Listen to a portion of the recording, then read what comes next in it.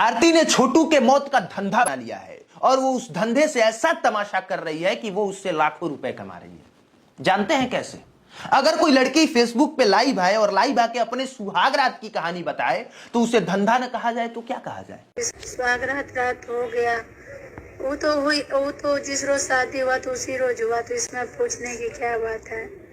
आपको एक एक बात बताएंगे, लेकिन उससे पहले ये कि जब पूरे बिहार में सिर्फ और सिर्फ आरती छोटू का न्यूज चल रहा था, जब हर एक पत्रकार आरती के घर पर डेरा डाल के बैठे हुए था, हर एक पत्रकार आरती के मुंह में माइक घुसेड़ रहा था, तब भी हमने आरती छोटू से रिलेटेड एक भी न्यूज कवर नहीं किया, क्योंकि जो कहानी हम सबके सामने आई थी उसके लिहाज से आरती बिल्कुल सही थी। आरती का प्यार करना सही था, आरती का प्यार करके घर छोड़ के जाना सही था, यूट्यूब चैनल बनाना सही था, आरती का मोनू से शादी करना भी सही था। और जब मैं ये बातें कह रहा हूं तो इसे प्रूफ भी करूंगा कि कैसे। बताइए जरा, कौन लड़का है जो किसी लड़की से बात नहीं करता है? या कौन लड़की है जो किसी लड़के से बात नहीं करती है? या कौन लड़का और लड़की है जो दोनों शादी से पहले आपस में मिलते नहीं हैं, सिनेमा हॉल देखने नहीं जाते हैं, फिल्में नहीं देखते हैं, पार्क में नहीं जाते हैं? सब कोई करता है, हर कोई। आरती ने भी वही किया। लेकिन जानते हैं इसमें खेल कहां हुआ? खेल वहां हुआ जब हमें बताया गया आरती के द्वारा कि भाभी ने आधी रात को छोटू को बुलाया और बुला के पूरे परिवार वालों ने मिलकर मार दिया। जबकि इस कहानी का सच यह था कि छोटू को आधी रात में भाभी ने नहीं, आरती ने खुद बुलाया था और आपत्तिजनक हालत में दोनों शायद पकड़े गए होंगे। इसके बाद परिवार वालों का गुस्सा सातवें आसमान पे था और उन्होंने छोटू को मार दिया। इतना तक तो फिर भी ठीक था।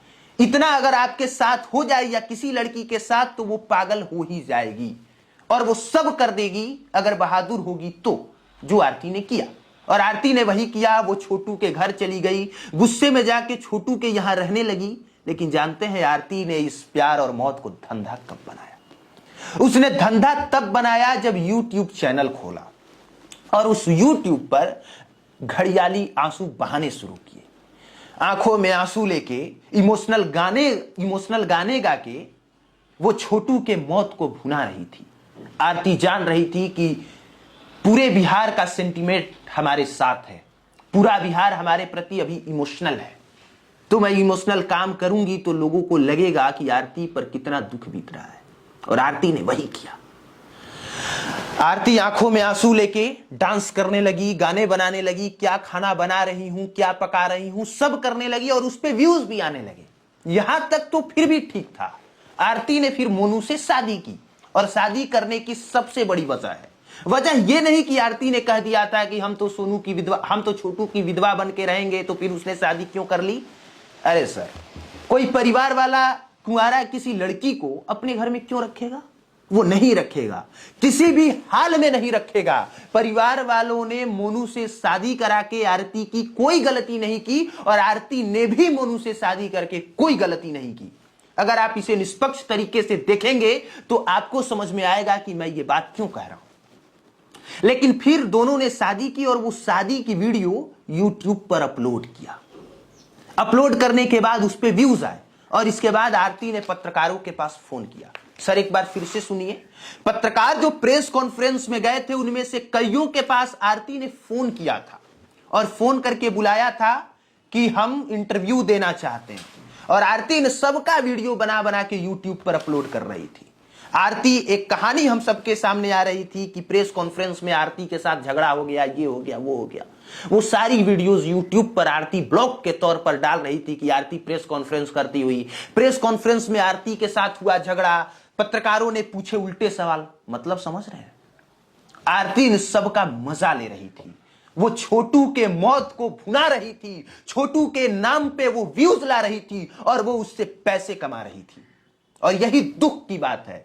अगर आप अपने वीडियोस बनाते तो कोई दिक्कत नहीं थी, लेकिन छोटू की मौत को भुनाना यह धंधा ही है। यहां तक तो फिर भी ठीक था। एक बार के लिए हम बर्दाश्त कर सकते थे कि आरती ने समझा कि हम गरीब परिवार से बिलोंग करते हैं, पैसे कमाने के जुगाड़ नहीं है, तो यूट्यूब पे चैनल बना लेते हैं और छोटू के नाम पे नाम हो गया है तो वीडियो चल ही जाएंगे।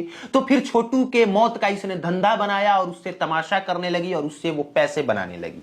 लेकिन कल एक ऐसी वीडियो हमारे पास आई जिसे देखने के बाद यकीन मानिए मैं हतप्रभ था। और आप भी सुनेंगे तो आप भी सोचने पर मजबूर हो जाएंगे कि ये किस तरह की घटिया मानसिकता है, ये किस तरह का बहायापन है। क्योंकि वो लाइव कर रही थी और लाइव में कुछ सवाल पूछे जा रहे थे। उस सवाल में किसी ने पूछा कि जो अपने मां बाप की नहीं हुई वो किसी और की क्या होगी। आरती इसका बखूबी जवाब देती है। इसके बाद फिर किसी ने पूछा कि सुहाग रात मना ली।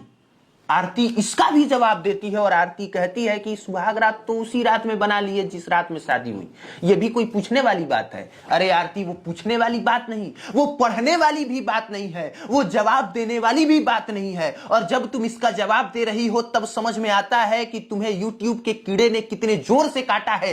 तब यह समझ में आता है कि तुमने छोटू के नाम पे कितना बड़ा धंधा कर रही हो और उस धंधे से कितना तमाशा कर रही हो और उस तमाशे के नाम पे लोगों को मूर्ख बना के कैसे पैसे कमा रही हो। यह जाहिल गंवारपन और बेहायापन की हर हद पार इसी को करना कहते हैं। क्योंकि यकीन मानो, अगर छोटू तुम्हारे मौत में मारा, तुम्हारे प्यार में मारा नहीं जाता ना, तो तुम्हें कोई जानता नहीं, और तुम्हें कोई जानता नहीं तो इस तरह का बकवास व्लॉग वीडियो तुम्हारा कोई देखता नहीं। लेकिन तुमने छोटू के नाम पे धंधा किया, उस धंधे को तमाशा बनाया और तुम्हारी आग में एक लड़का झुलस के मर गया।